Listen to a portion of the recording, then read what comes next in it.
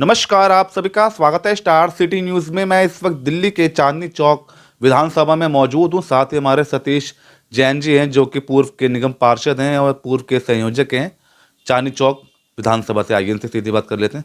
सबसे पहले सर आपसे बात करेंगे आगामी चुनाव पे। सर लगातार आम आदमी पार्टी भी अपनी जो लगातार पॉलिसीज ला रही है, चाहे वो 2100 रुपये महिलाओं को लेके हो, चाहे मंदिर के पुजारियों को, ग्रंथियों को 18,000 रुपये देने की बात कर रही है, वहीं कांग्रेस 2500 रुपये जो महिला सम्मान देने की बात कर रही है। सर तो कैसा लगता है आपको आने वाला चुनाव, सर कैसा रहने वाला दिल्ली का? पहले तो आपका धन्यवाद, आप यहाँ आए।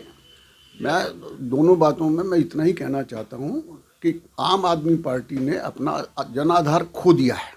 2100 रुपये की घोषणा क्यों करनी पड़ी? क्योंकि जनाधार खो दिया है।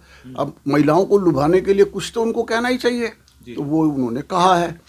अब आपने कहा कि जी कांग्रेस ने भी 2500 कहा। अब कांग्रेस तो ना 3 में ना 13 में कहाँ से 2500 रुपये किसको देना? 2500 की जगह 5000 भी कहते तब भी एक ही बात थी, क्योंकि ना उन्होंने जीतना है ना उन्होंने देना है। और आम आदमी पार्टी का ये 2100 रुपया भी झूठ का जुमला है। इसका उदाहरण सबसे बड़ा है पंजाब। पंजाब में इन्होंने कहा था कि जी हम 1000 रुपया देंगे हर बहन को। आज तक एक भी बहन को एक पैसा नहीं आया। रुपया तो बहुत बड़ी बात होती है। बेचारी पंजाब की बहनें दिल्ली में आई, केजरीवाल जी के घर पे प्रदर्शन करके गई कि आपने वायदे किए थे कुछ तो दो, लेकिन इनके पास कुछ जवाब भी नहीं, क्योंकि देना इनको है नहीं। पंजाब की सरकार खुद कर्जे में डूबी हुई है, तो लिहाजा कैसे देगी वो? मतलब उनके पास किसी योजना के लिए कोई पैसा नहीं है। अब दिल्ली सरकार का ही आप हाल देख लो। 2100 रुपये इन्होंने कह तो दिया, कहीं देने के लिए नहीं है। पुजारियों का और आपने कहा ग्रंथियों के लिए इन्होंने कहा जी हम 15-18 हज़ार रुपये देंगे, लेकिन अब उसमें आप देखिए इमामों को 18,000 रुपये दे रहे हैं। 17 महीने से इमामों की तो तनख्वाह दी नहीं गई, और लेकिन आज ये कह रहे हैं कि जी हम और लोगों को भी देंगे। अब आप सोचो, जिसके पास पिछले लोगों को देने के लिए पैसे नहीं है, नयों की घोषणा करके सिर्फ लोक लुभावन बात है। सॉफ्ट हिंदू कार्ड खेलने की कोशिश कर रहे हैं केजरीवाल जी। इस सब में कोई दम नहीं है। ये सब बिल्कुल बेकार की बातें हैं। न पहले दिया पंजाब में, न दिल्ली में इन्होंने देना है। अब ये गिना देते हैं कि जी हम पानी फ्री दे रहे हैं। भाई कहाँ है वो फ्री पानी? जहाँ जिस कॉलोनी में पानी आता है वो गंदा पानी आता है। कभी मेरे साथ किसी भी झुग्गी बस्ती में चलो, चाहे मजनू टीला चलो, चाहे सिविल लाइन चलो, या जामा मस्जिद चलो, या यहाँ चांदनी चौक, पीली कोठी, सब लोग पानी खरीद कर पी रहे हैं। 30 रुपये की एक केन पानी की उन लोगों को रोज़ खरीदनी पड़ती है। किसी के यहाँ 1 केन लगती है, किसी के यहाँ 1.5 केन लगती है। मतलब कुल मिलाकर जो वो फ्री गिनाने की कोशिश करते हैं, उससे अच्छा भले आदमी सिर्फ साफ पानी दे दो, उतना ही काफ़ी है। उससे लोगों का काम चल जाएगा। लेकिन ये गंदा पानी दे रहे हैं, कोई मतलब ही नहीं है। तो चांदनी चौक विधानसभा का क्या माहौल है इस बार, क्या रुझान देखने को मिल रहा है इससे? देखिए, चांदनी चौक विधानसभा में स्थितियाँ पहले से बेहतर हैं। मैंने यहाँ लोकसभा चुनाव में भी काम किया था विधानसभा संयोजक के नाते। तो जो हमारी हार उसके पहले हुई थी विधानसभा, इस विधानसभा को अगर रिलेट करें तो उसमें हमने अच्छी खासी रिकवरी की। ये ठीक है कि हम लोकसभा में भी इस विधानसभा को हारे, लेकिन रिकवरी हमने बहुत अच्छी की। और अब हमें उम्मीद है कि जैसा हमारा इस वक्त माहौल है, हमारे कार्यकर्ताओं की मेहनत है, और पार्टी बहुत ध्यान दे रही है, बहुत पैसा भी खर्च कर रही है, तवज्जो भी दे रही है, और मतलब लोगों को एजुकेट कर रही है कि भाई ये इन झांसों के अंदर मत आओ और आप विकास की तरफ देखो। मोदी जी विकास पुरुष हैं, उन्होंने देश भर में विकास किया। मोदी जी की योजनाएं अगर दिल्ली में लागू हो जाएं तो दिल्ली का कायाकल्प हो जाएगा। विजन बताइए सर, दिल्ली में बीजेपी के पास कोई विजन है? सारा विजन क्यों नहीं है? विजन के बिना कैसे चुनाव लड़ा जाएगा?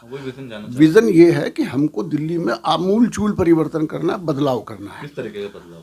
बदलाव शासन व्यवस्था, प्रशासन शासन में सारा बदलाव आपको देखने के लिए मिलेगा। लेकिन आप देखो, सीएम अपनी पावर्स का कोई इस्तेमाल नहीं कर रहा। सारी सड़कें खराब हैं, सीवर ओवरफ्लो हैं, पानी आता नहीं, लोगों को बिजली के बड़े बड़े बिल देने पड़ रहे हैं।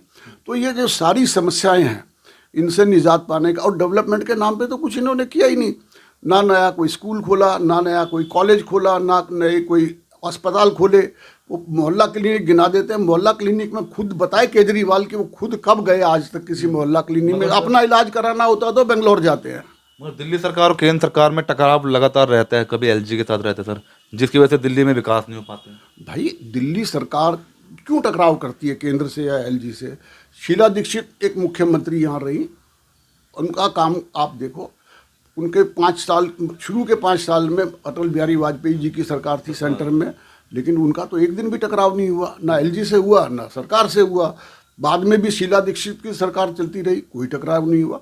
लेकिन जिस आदमी ने सिर्फ और सिर्फ झगड़ा ही करना है, टकराव ही करना है, हर मुद्दे पे टकराना है कि ये मैं करूंगा, ये मैं करूंगा, भाई तू क्यों करेगा? जो तेरे पास पावर्स हैं, तुमने चुनाव क्या मान के लड़ा था कि जो विद इन द फ्रेमवर्क जो पावर्स आपको दी गई हैं, जो दी जा रही हैं, उसी के बेस पे तो आपने चुनाव लड़ा था। और आपको ये पता था कि ये मेरी लिमिट्स है, मुझे इसी में काम करना है। आप उस लिमिट में काम करना नहीं चाहते, झगड़ा करके दिखाना चाहते हैं और लोगों का नुकसान हो रहा है। सर, आप इस रेस में हैं, चुनाव की काफ़ी आपका नाम सुन रहे हैं सतीश जी, कि आप इस बार चुनाव लड़ना चाहते हैं, तो क्या वजह है सर चुनाव लड़ने की? देखिए, मेरा चुनाव लड़ना एक अलग बात है, लेकिन पार्टी की इच्छा है। पार्टी हमारी ये भारतीय जनता पार्टी में हमारी इच्छा की कोई खास वो नहीं है जी।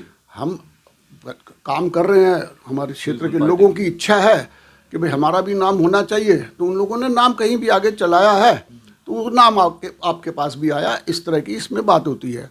लेकिन पार्टी जिसको भी देगी टिकट, पार्टी का सिंबल है कमल का फूल, जो कमल का फूल ले आएगा उसके लिए सभी कार्यकर्ता जी जान से काम करेंगे। और ये मैं देख चुका हूँ, लोकसभा के चुनाव में तो हमारे चांदनी चौक के एक एक वर्कर ने उसी तरीके से काम किया था और बहुत मेहनत की, तब ना हमने पिछला डिफरेंस घटाया। अब हमको और जो कमियां हैं वो सब समझ में आ चुकी है कि हमको किस किस जगह पर क्या क्या काम करना है और किस किस चीज़ को कैसे कवर अप करना है, तो वो सब हम करेंगे। तो निश्चित तौर पर हम इस विधानसभा को इस बार जीतेंगे। क्या लगता है इस बार चांदनी चौक विधानसभा जीतेंगे इस बार, क्या लगता है? बिल्कुल निश्चित जीतेंगे, इसमें कोई किसी किस्म का ओह पोह वाली स्थिति है ही नहीं, कोई इफ बट बाकी है ही नहीं। इसमें हम लोग मेहनत कर रहे हैं, हमारे सब जगह काम है, क्लस्टर्स में काम है, झुग्गियों में काम है, एससी वर्ग में काम हमने बढ़ाया है और इन सारी चीज़ों का फ़ायदा हमको इस चुनाव में निश्चित तौर पर मिलने वाला है। केजरीवाल जी तो सिर्फ झूठ बेचते हैं, हमको झूठ नहीं बेचना। हम भी तो कुछ नई घोषणा कर सकते हैं। पार्टी हमारी जो घोषणा करेगी, जो हमारा घोषणा पत्र आएगा, हम उसके अनुरूप काम करेंगे। लेकिन हमारा ये एक नियम है कि जो हम कहते हैं वो हम करते भी हैं। जहाँ जहाँ हमने जो कुछ किया कहा वो सब हम कर रहे हैं। केजरीवाल जी का क्या है, वो तो 5 लाख रुपए लोगों को जो इंश्योरेंस का बेनिफिट मिलके जो इलाज मिलना था आयुष्मान वाला, तो उस आयुष्मान का इलाज कोई नहीं लेने दे रहे वो। अभी एक और लेटेस्ट नई स्कीम मोदी जी ने दी 70 साल से ऊपर के लोगों के लिए, फिर वो किसी भी कास्ट का हो, कितना भी अमीर कितना भी गरीब हो, सबको 5 लाख रुपए का उन्होंने इलाज फ्री करने की बात की थी। वो भी ये दिल्ली में नहीं लागू होने दे रहे, तो ये भी बुजुर्गों के साथ भी इनका अन्याय है। तो मगर ये सारी चीज़ें जनता देख रही है और इस बार इनको इसका जवाब देगी। ठीक है सर।